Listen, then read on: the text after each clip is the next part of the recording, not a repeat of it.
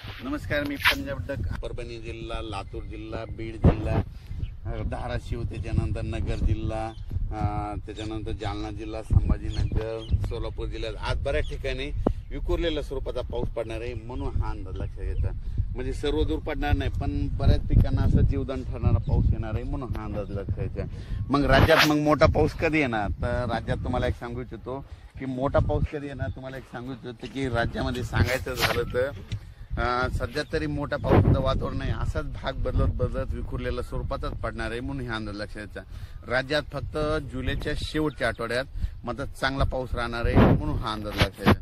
म्हणजे सांगायचं तर जुलैच्या शेवटच्या आठवड्यात म्हणजे हा पाऊस राहणार आहे. शेवटच्या आठवड्यात चांगला पाऊस, मग ते वाहने वडे नाले वाहणारा पाऊस जुलैच्या शेवटच्या आठवड्यात पाऊस येणार आहे.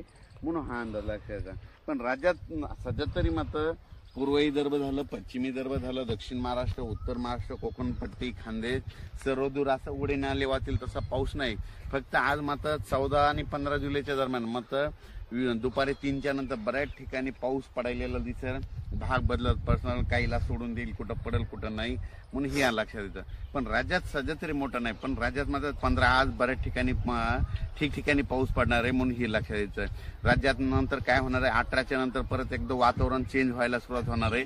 18च्या नंतर काय होणार आहे, मग हे नांदेड जिल्हा झालं, लातूर जिल्हा झालं, अक्कलकोट, सोलापूर, उदगीर, निलंगा ह्या शेतकऱ्याचं काय झालं, पाऊस नसल्यामुळे त्यांचे सोयाबीन थोडं सुकत आहे. तर त्यांना सांगू इच्छितो की 18च्या नंतर तुमचं नांदेड झालं, धर्माबाद झालं, बिलोली झालं, नायगाव, त्याच्यानंतर इकडं त्याच्यानंतर जळकोट, त्याच्यानंतर अक्कलकोट ह्या भागामध्ये मग 18-19 पासून जरा चांगला तुमच्याकडं पाऊस पडणार आहे. कारण की काय होणार आहे, 18च्या नंतर तेलंगणा, आंध्र प्रदेश, तामिळनाडू, कर्नाटक तिकडे पाऊस पडत राहिल्यामुळं आपल्या महाराष्ट्राच्या सीमालगत ह्या पट्ट्यामध्ये पाऊस येणार आहे. म्हणून त्यांच्यासाठी म्हणजे लातूर जिल्ह्याच्या त्या बॉर्डरच्या शेतकऱ्यांसाठी आनंदाची बातमी.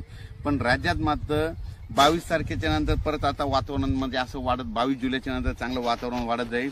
मात्र 27, 28, 29 जुलैला मात्र काय होईल, मग राज्यात सर्व दूर मोठा पाऊस येणार आहे. म्हणून हे अंदाज लागतं. म्हणजे सांगायचं झालं तर 25 जुलैच्या नंतर जुलैच्या शेवटच्या आठवड्यात चांगला मोठा पाऊस येणार आहे. म्हणून हा अंदाज लक्षात येतो.